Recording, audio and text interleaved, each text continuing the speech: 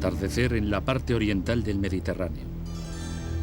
Los habitantes de la isla de Tera han sentido algo aterrador, cataclísmico. Se preparan para abandonar sus hogares en la isla. Llenan tinajas con vino, olivas y trigo, como si un día fueran a volver para reclamarlas. Con sumo cuidado, cierran cada tapa.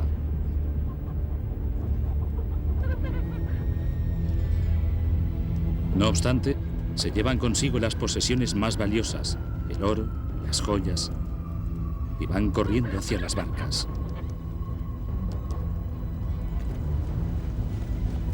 Lo que la gente siente es la misma tierra que tiembla debajo. Han sobrevivido a otros terremotos en el pasado, pero este no es un simple terremoto. Es el año 1628 a.C., pero nunca volverán a sus olivos ni a su vino. Simplemente huyen en la noche, hacia el mar, inspirando una leyenda misteriosa que les persigue hasta la actualidad. En breve, una masiva erupción volcánica destruirá su isla, enterrando cualquier señal de vida.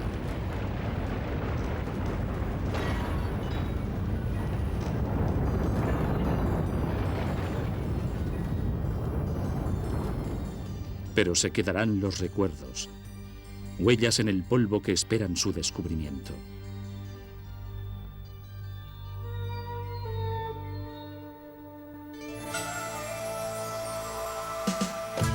El legado de la Atlántida, primera parte.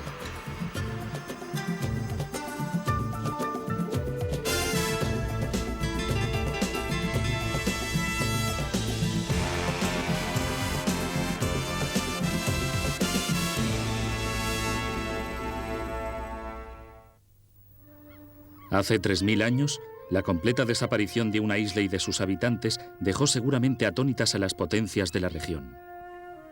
Los egipcios habían conocido Tera. Si sus barcos hubieran viajado hacia el norte, hubieran encontrado que donde había habido una isla muy montañosa, ya no había nada. Solo tiras de tierra rotas como costillas. Los egipcios encontraron este cráter, aún con humo y retumbando, con un agujero en la tierra de unos 13 kilómetros de ancho. No podían imaginarse que la mayor parte de este material había explotado en el aire, causando las hermosas puestas de sol que veían en aquel entonces. Para ellos, una isla que antes estaba allí simplemente se había hundido y desaparecido. En los siglos venideros se desarrollaría una gran leyenda acerca de una sociedad utópica en una isla que desapareció bajo el mar. Aquella isla se llamaba la Atlántida. El filósofo griego Platón contó una historia cuya procedencia, según él, era de Egipto. Su transmisión había sido oral, de un pariente de un legislador de Atenas cuyo nombre era Solón. Solón encontró a un sacerdote egipcio que afirmaba que el contenido de sus libros sagrados incluía una historia increíble sobre una gran isla que había desaparecido en una sola noche. Esos eran hechos reales, afirmó Solón, y no ficción.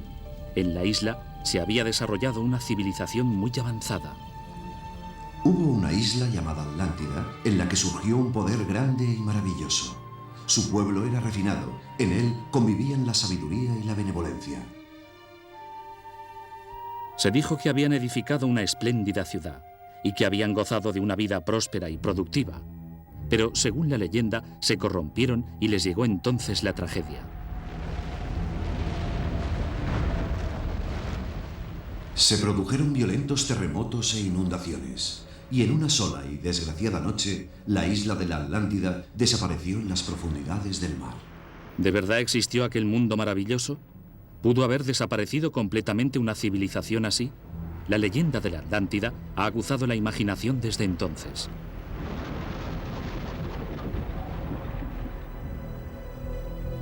El éxito de este mito ha llegado a urdir la creencia de que este antiguo pueblo poseyó ordenadores, naves espaciales e incluso armas nucleares. La Atlántida se ha localizado en numerosos puntos del mundo, desde las selvas tropicales de Guatemala hasta las montañas del Tíbet y, por supuesto, en el fondo del Océano Atlántico. Un estudio más serio apunta a una isla griega conocida en el mundo antiguo como Tera, un pequeño punto en el mar Egeo entre Egipto, Grecia y Asia. Ahora, Tera Es simplemente un borde de roca volcánica que sobresale del mar. Pero, ¿esta era la isla perdida de la Atlántida? Para obtener una respuesta, debemos viajar en el tiempo hasta la época de los dioses y de los héroes. ¿Qué revelan sus historias sobre la Atlántida? Un hombre, Homero, es la fuente de muchos de nuestros mitos. Pero, ¿describió pueblos, lugares y eventos reales? Para encontrar la respuesta, tenemos que examinar otra vez las grandes leyendas del mundo egeo. Debemos retroceder en el tiempo hasta la época de los grandes héroes y de la mitología épica que ellos inspiraron. ¿Qué pueden ellos revelar sobre la Atlántida? Nuestra búsqueda nos llevará hasta algunas de las grandes leyendas de la cultura occidental. La leyenda de un poderoso rey griego asesinado por su esposa y su amante el día que volvió a su casa de la guerra de Troya. El temible Minotauro, mitad hombre, mitad toro, que acechaba a su presa en un oscuro laberinto en la isla de Creta. Y Helena de Troya, el rostro que botó miles de barcos y desencadenó una guerra entre los griegos durante 10 años. Nuestra investigación nos lleva desde Tera, ahora conocida como Santorini, hasta Troya en Turquía, hasta Micenas en la Grecia occidental y hasta la isla de Creta. Pero se inicia con la dramática historia de Homero sobre la guerra de Troya. Nos cuenta que ejércitos griegos descendieron sobre Troya para recuperar a la bella Helena de su amante troyano, Paris.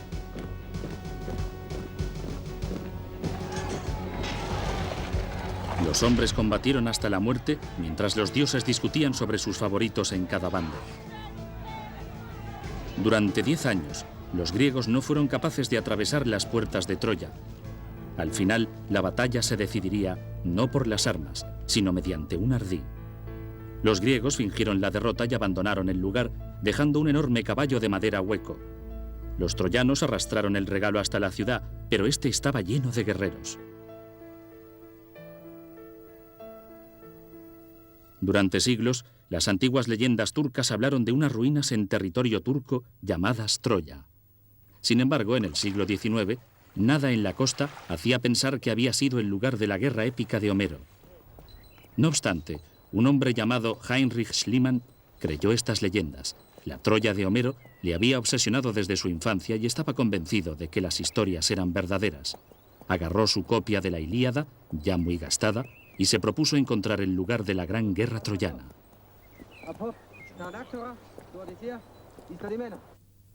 Heinrich Schliemann decidió empezar sus excavaciones en Troya a finales de 1860 tras conseguir el permiso de las autoridades turcas para comenzar su trabajo. Realmente no tenía ni idea de arqueología o de lo que era una excavación.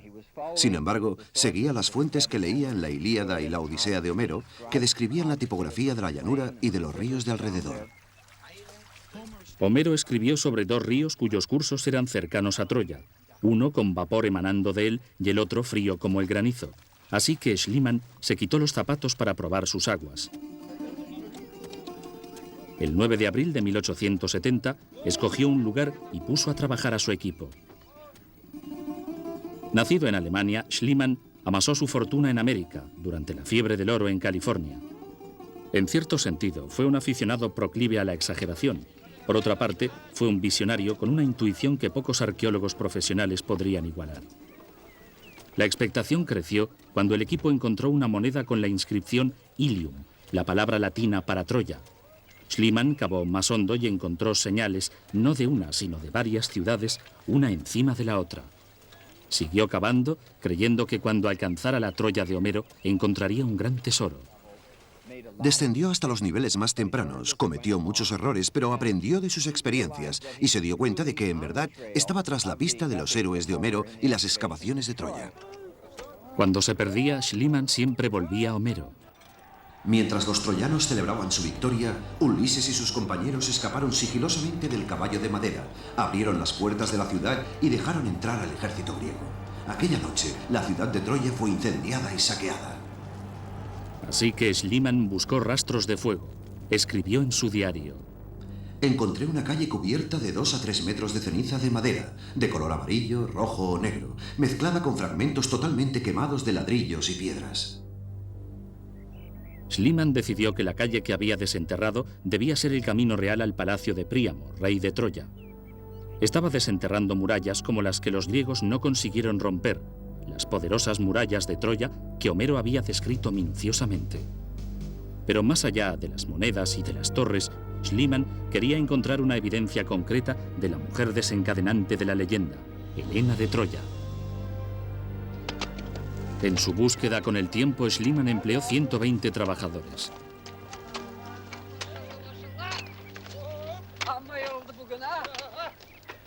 En el camino encontraría a su propia Helena, con la cual se casaría, una joven griega que también amaba a Homero y que se dedicó a la expedición de su nuevo marido. Solo estarían satisfechos con el tesoro real. Tras años de excavaciones, Schliemann estaba a punto de desanimarse. Entonces, un día sus ojos captaron el destello del metal en una pared. Despidió a los trabajadores y escarbó las rocas con sus propias manos. Esto requería grandes esfuerzos e implicaba gran riesgo, ya que el muro de fortificación debajo del cual tenía que excavar amenazaba con caerse encima mío en cualquier momento. Pero la visión de tantos objetos, cada uno de un valor incalculable para la arqueología, me hacía imprudente. Parece cierto que una vez yacieron dentro de un cofre de madera del tipo mencionado por Homero en el Palacio del Príamo. Con gran atrevimiento anunció que había descubierto el tesoro de Príamo. De la pared sacó jarrones de plata, armas de cobre, 60 pendientes de oro, casi 9.000 anillos de oro y diademas y collares preciosos. Fue uno de los mayores descubrimientos arqueológicos del mundo. Esa misma noche, depositó el tesoro en su cabaña.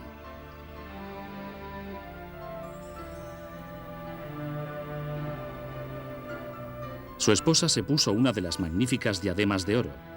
Estaban seguros de que ella llevaba las joyas que Helena de Troya en otro tiempo llevó.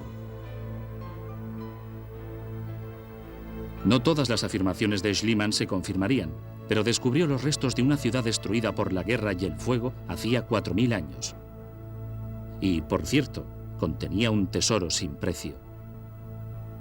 La leyenda se convirtió en realidad. ¿Era este un paso atrás hacia el tiempo en el que pudo haber existido la Atlántida? Sin duda, Troya existió. Pero, ¿qué hay de la otra gran ciudadela de piedra de Homero, Micenas, y su legendario rey, el poderoso Agamenón? Tras la derrota final de los troyanos, el mito antiguo recuerda el viaje de regreso del rey griego a su patria. Este esperaba ser recibido como un héroe, pero Clitemnestra, su esposa, tenía otros planes. En las colinas vecinas al palacio de Micenas, los guardias que velaban tenían órdenes de encender hogueras en el momento en que vieran el barco de Agamenón.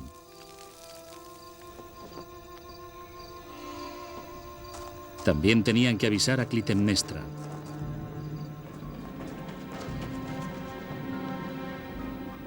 Durante los 10 años en que Agamenón había estado ausente, ella había encontrado un amante.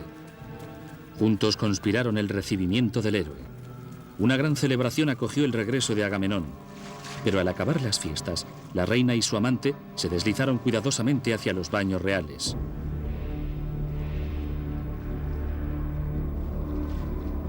Durante largo tiempo, Clitemnestra había alimentado un profundo odio hacia su marido. Antes de partir para Troya, él había sacrificado a su hija a los dioses para asegurarse la victoria.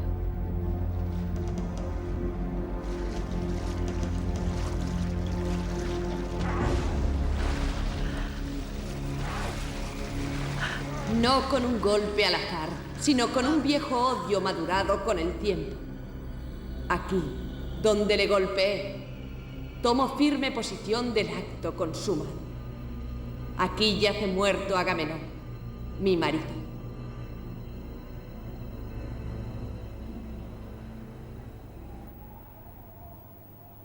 En la cumbre de una colina en Micenas yacen las ruinas de una vieja fortaleza. Schliemann llegó a la conclusión de que debía ser el gran palacio del rey Agamenón, con una espléndida puerta custodiada por enormes esculturas de leones.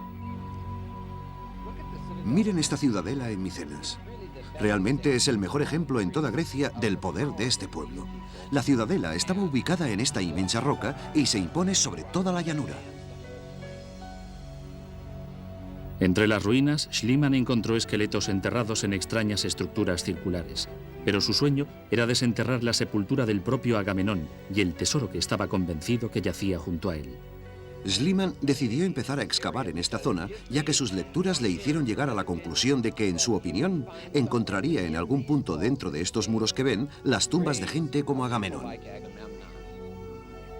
Llegó a la roca firme, donde las tumbas estaban situadas, y tenía la impresión de que llegaba al material micénico.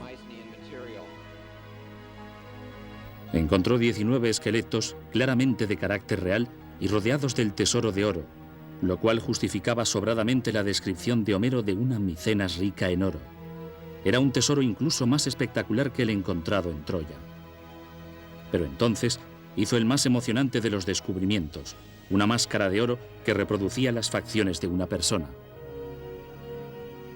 En la mente de Schliemann, la máscara solo podía haber pertenecido a un hombre. Registró su descubrimiento con estas palabras: «He visto la cara de Agamenón».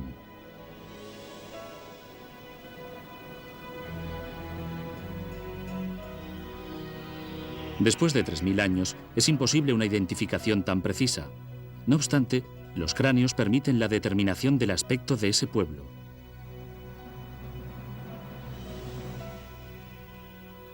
Este es el cráneo de una mujer micénica de mediana edad, cuyos rasgos se desvelan paulatinamente en un laboratorio de Manchester, Inglaterra.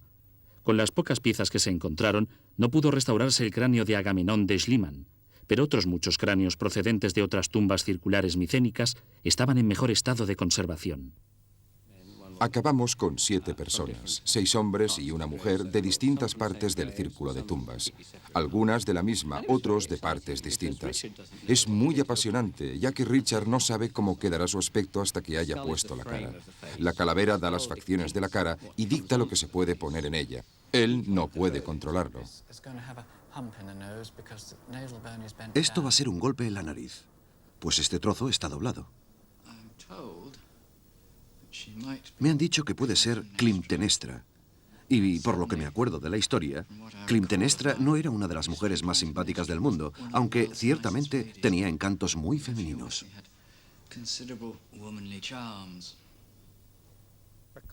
Un claro cuadro de los micénicos comenzó a aparecer. Tuvieron que ser bastante sofisticados. El hecho de que se hubieran molestado en arreglarse el pelo de esta manera, que gastaran tiempo en acicalarse, quiere decir que tenían tiempo para este tipo de cosas.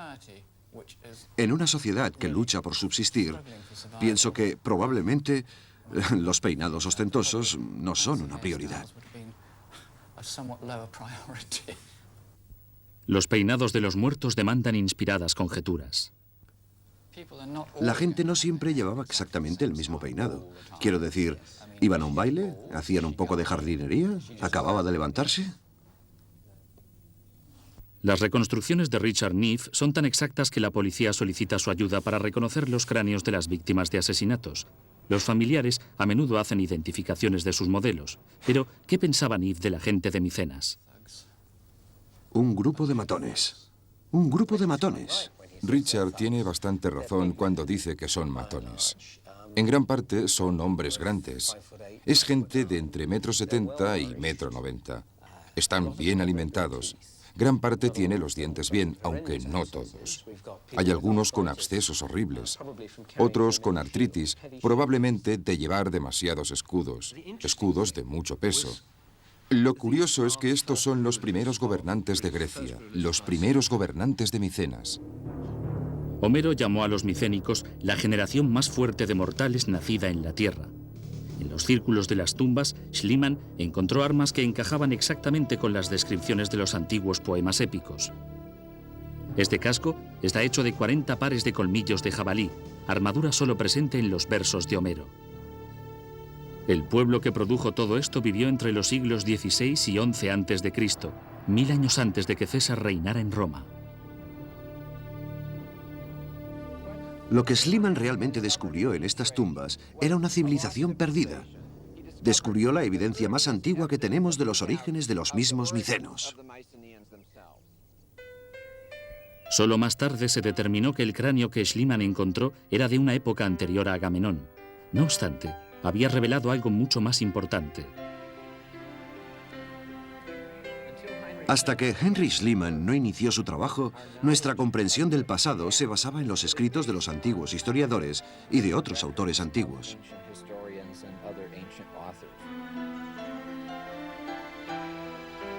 Ahora bien, la evidencia concreta mostró que esas antiguas historias estaban enraizadas en certidumbres y hechos.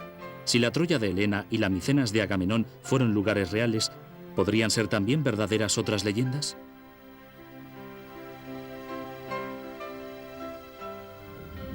La más terrorífica de todas las leyendas egeas es el mito del Minotauro, la temible bestia, mitad hombre, mitad toro, que vivía en un laberinto bajo el palacio del rey Minos.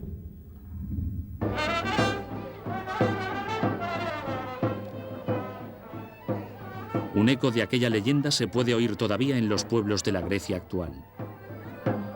Este es un pueblo agrícola en la isla de Lesbos.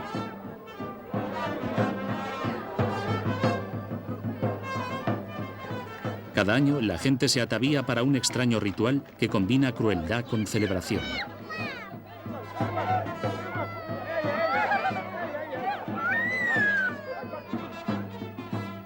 La ciudad ha donado el toro más caro para el honor de sacrificarlo. Apostolis Komninakis es el alcalde local. Desde tiempos inmemoriales, el toro ha sido símbolo de poder, de vida. El símbolo masculino que juega un importante papel en las ceremonias rituales. El sacrificio del toro es la continuación de las tradiciones religiosas antiguas.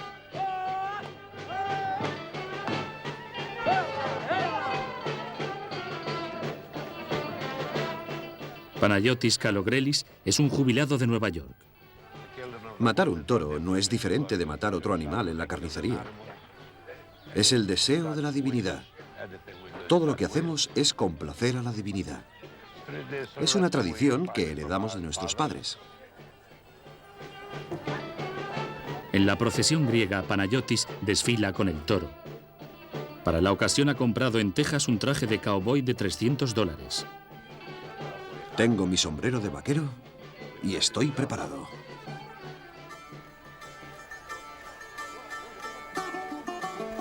La mitología griega está impregnada de imágenes del poder del toro y de su potencia sexual. Se cree que el mito del Minotauro tiene sus orígenes en la pasión lasciva que por un toro tuvo la esposa del rey de Minos. Cuando los aldeanos conducen el toro al lugar del ritual en las montañas, se pone en marcha un legado de instintos primitivos profundamente arraigados. Los campesinos locales rivalizan unos con otros por el honor de cortar la garganta del toro. Justo antes de quedar sin sentido, el toro parece saber lo que va a ocurrir.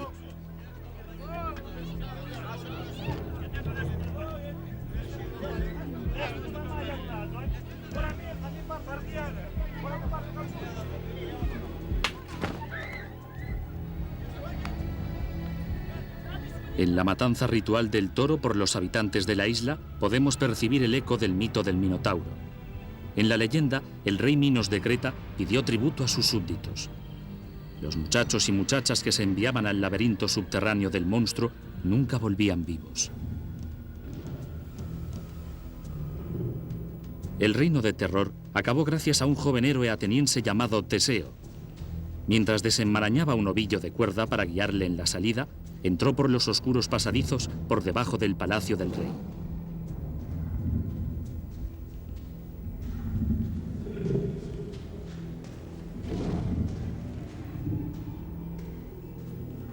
La supervivencia no era su única misión.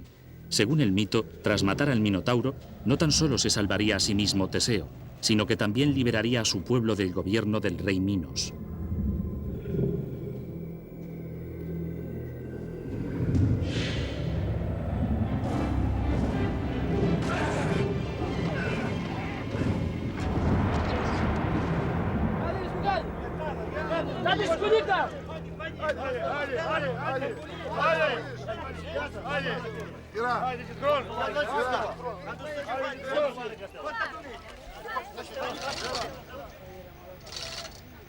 Los griegos han rendido homenaje de forma ritual a esta historia durante miles de años. pero no fue hasta este siglo que se revelaron los orígenes del mito, y aún así por casualidad. La pista de Heinrich Schliemann empezó de nuevo en Atenas en 1883 y podría conducirnos al primer destello de la posible Atlántida. Arthur Evans, un rico y educado joven historiador inglés, visitaba tiendas de antigüedades. Intrigado por los descubrimientos de Schliemann, se preguntaba si algunos de los extraños sellos que Schliemann había encontrado no apuntaban a una civilización anterior, prehelénica. Dichos sellos eran similares a los anillos utilizados para grabar imágenes en cera y barro. Evans preguntó dónde se podrían encontrar más piedras y la respuesta en todas partes era la misma: vaya a Creta, la legendaria patria del rey Minos. Creta es la mayor isla del mar Egeo, montañosa, misteriosa y con fragancia de mito, sería el escenario del descubrimiento más importante de Evans. Mientras viajaba por la isla en busca de piedras para sellar, se encontró con una sociedad que había cambiado muy poco desde los tiempos de Cristo.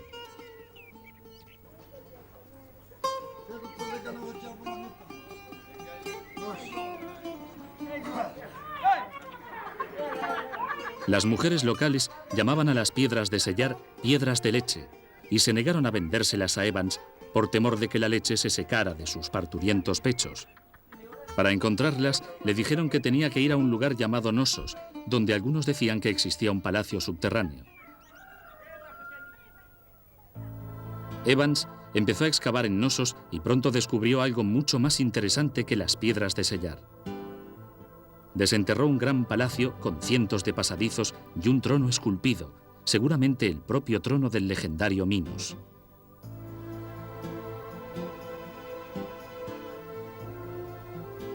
La edificación del palacio se inició alrededor del año 1900 a.C., en los tiempos de los grandes faraones de Egipto y de la construcción de Stonehenge. Evans decidió reconstruir secciones del palacio para recrear las características de la vida de hace casi 4 milenios, la vida del pueblo que bautizó con el nombre de Minoico, por el rey Minos.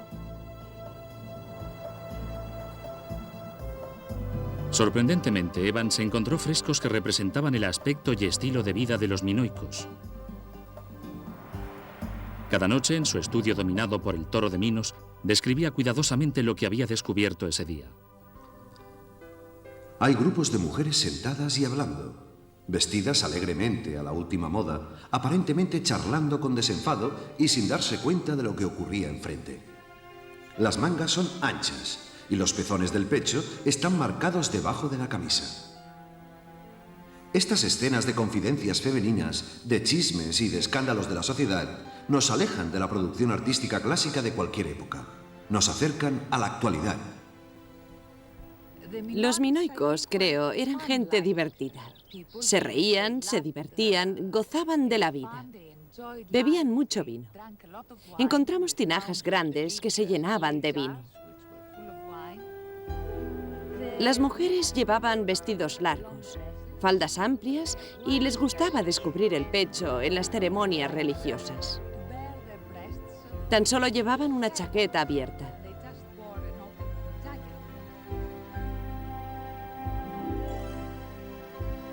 Tenían el pelo largo, que se arreglaban en peinados complicados. Se pintaban los labios y los ojos. Los hombres también llevaban un taparrabos corto y tenían un cuerpo bonito. Tenían la cintura estrecha y los hombros anchos. Creo que eran bastante guapos.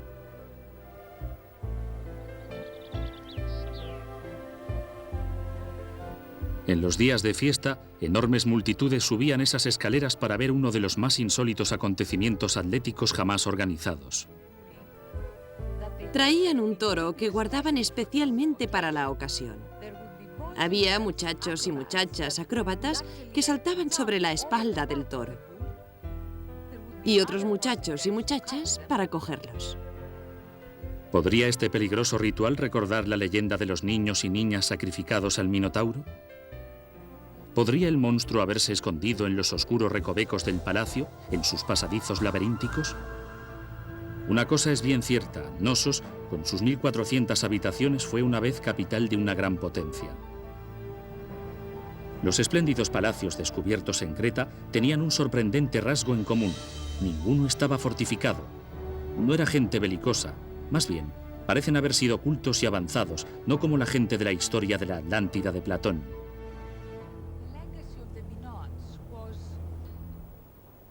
Fue un amor por el arte, un amor por el color, quizás un amor por la vida.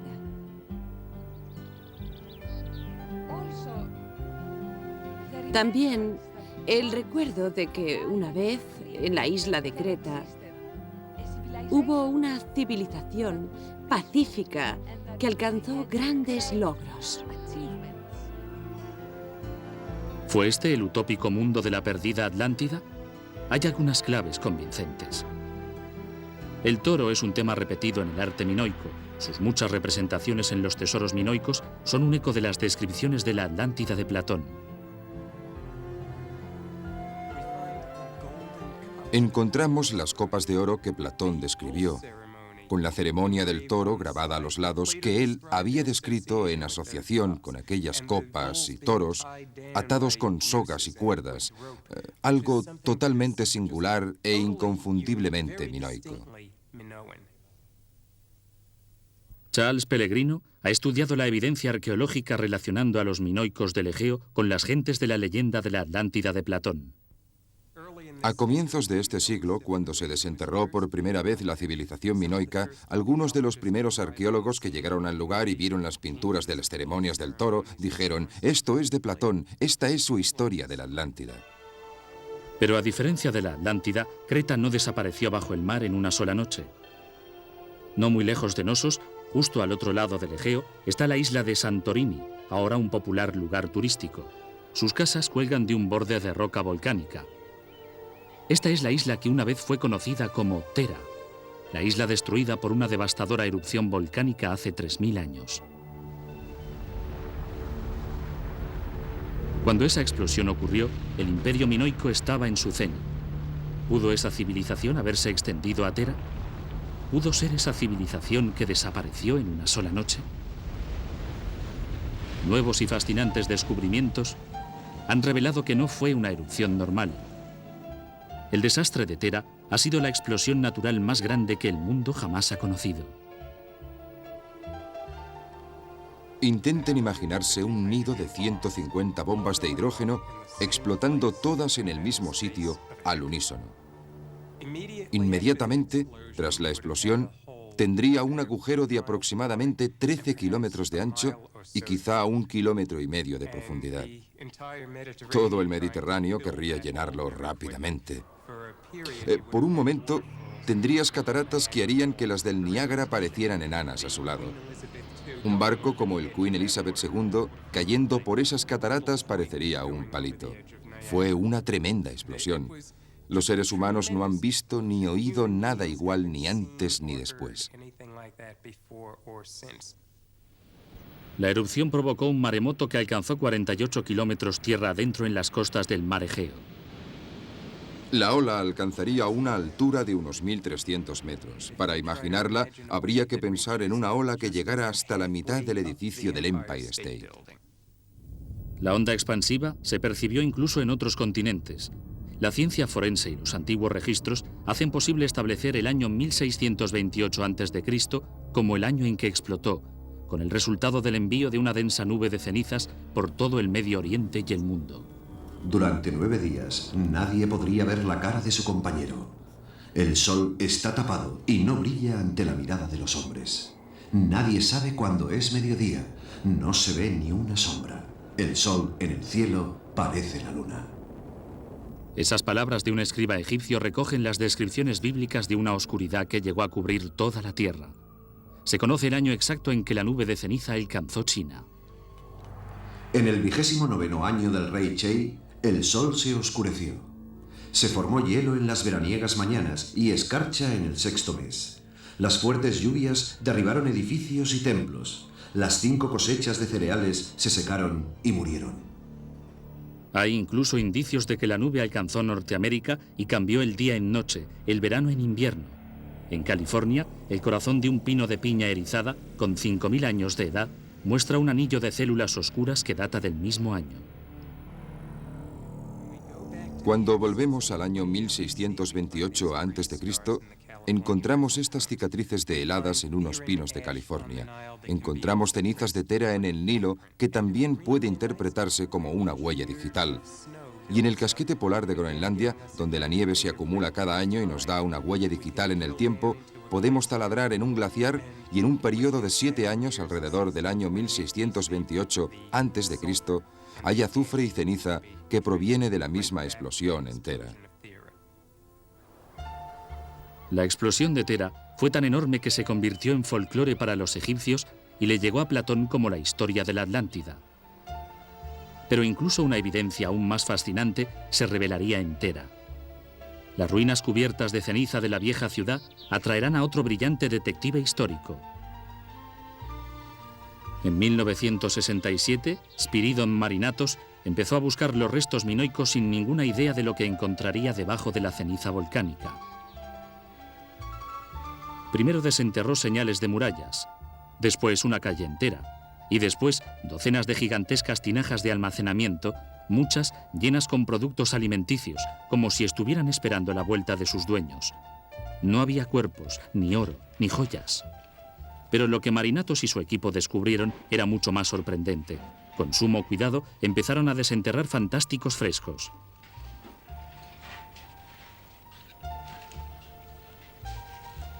En el siglo XX, pinturas maravillosamente preservadas durante 3.000 años en una tumba de ceniza revelaban una imagen de la vida en esta ciudad olvidada durante largo tiempo.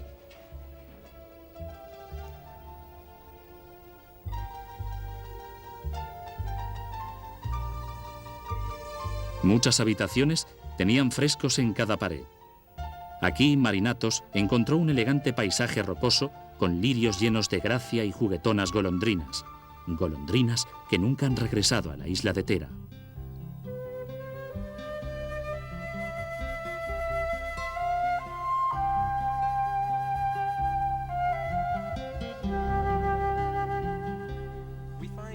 Encontramos frescos en cada habitación, prácticamente en cada habitación. Lo que aparentemente la gente amaba es muy distinto a lo que se encuentra en otras partes del mundo. Yendo a Egipto, a Siria, uno se encuentra que el tema casi siempre era la guerra y la conquista. Si se va en cambio a la isla de Tera, se encuentran pinturas de mujeres recogiendo azafrán, pinturas de niños jugando, haciendo boxeo. Mi obra favorita es Los antílopes bailando, en parte porque parece anticiparse a Picasso en más de 3.000 años.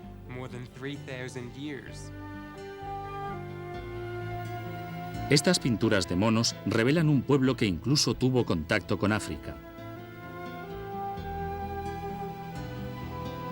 Como en Creta, las mujeres vestían blusas diáfanas, elegantes vestidos y peinados. Esa no era una sociedad primitiva.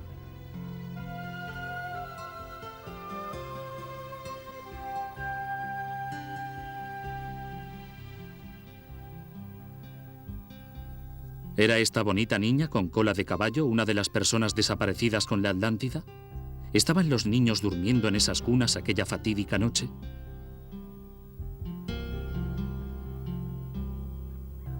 Todos los indicios apuntan a Tera como una próspera isla. Sus puertos estaban repletos de barcos. En la leyenda de la Atlántida de Platón, la zona estaba densamente poblada. Los muelles estaban repletos de barcos, galeras y material marítimo, naves y comerciantes procedentes de todo el mundo producían un gran vocerío y confusión, ruidos de todo tipo, día y noche. En los escritos de Platón, la Atlántida comerciaba con Egipto, como hizo el pueblo de Tera. Y había otras similitudes. Platón escribió: construyeron edificios e hicieron cisternas. Tenían numerosas fuentes, unas de agua caliente y otras de fría. En la isla de Tera encontramos hogares de varios pisos con instalaciones de fontanería. Incluso hay indicios de que tenían agua corriente caliente en sus hogares. Encontramos servicios modernos miles de años antes de que supuestamente fueran inventados.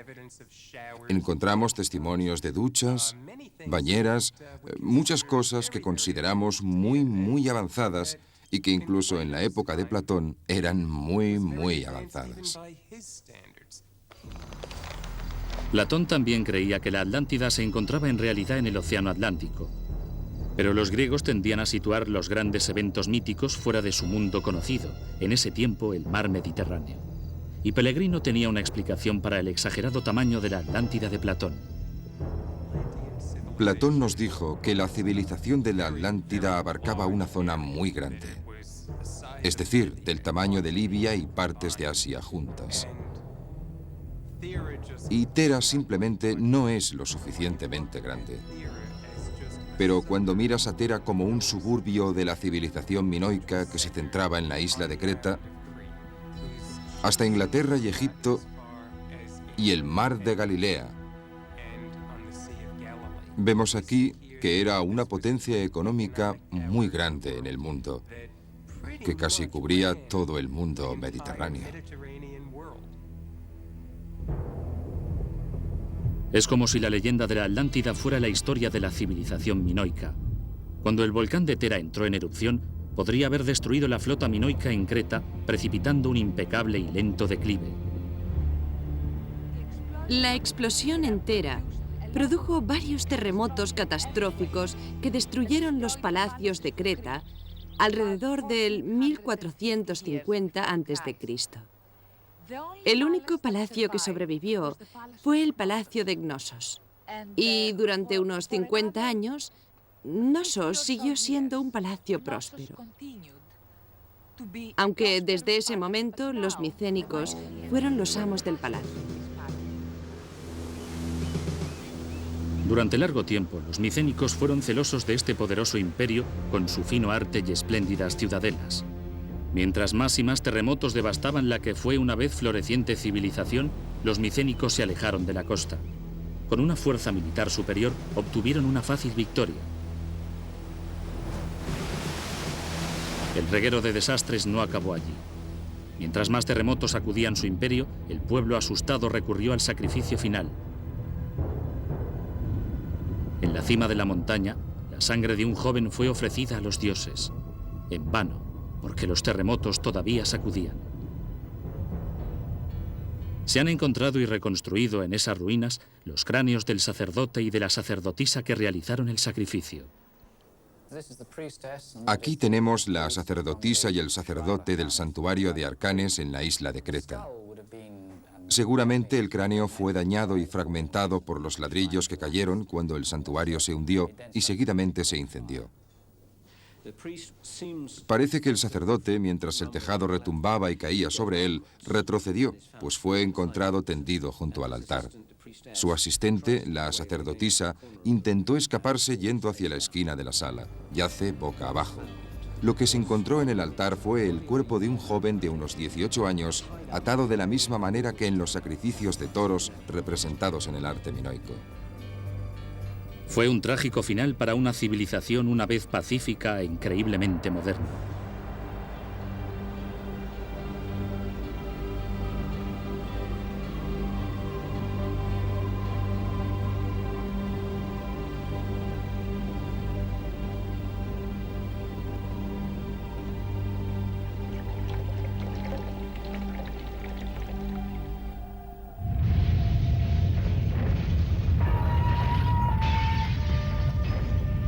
La posición de los cadáveres, los cuencos rotos y la sangre derramada, el esqueleto de un joven acuchillado como en el matadero, nos proporciona un horripilante retrato de esos últimos terribles días.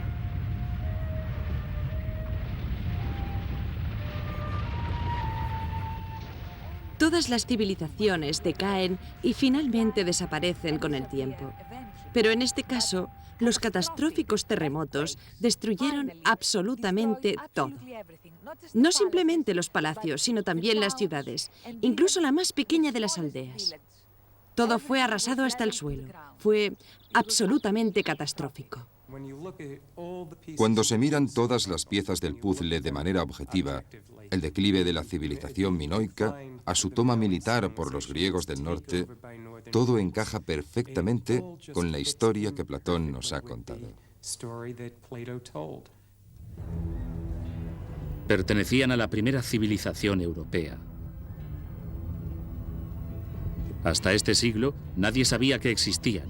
No obstante, revelaciones recientes nos llevan al pasado, a más de 3000 años de distancia, para descubrir un pueblo pacífico, artístico, pero a la postre condenado.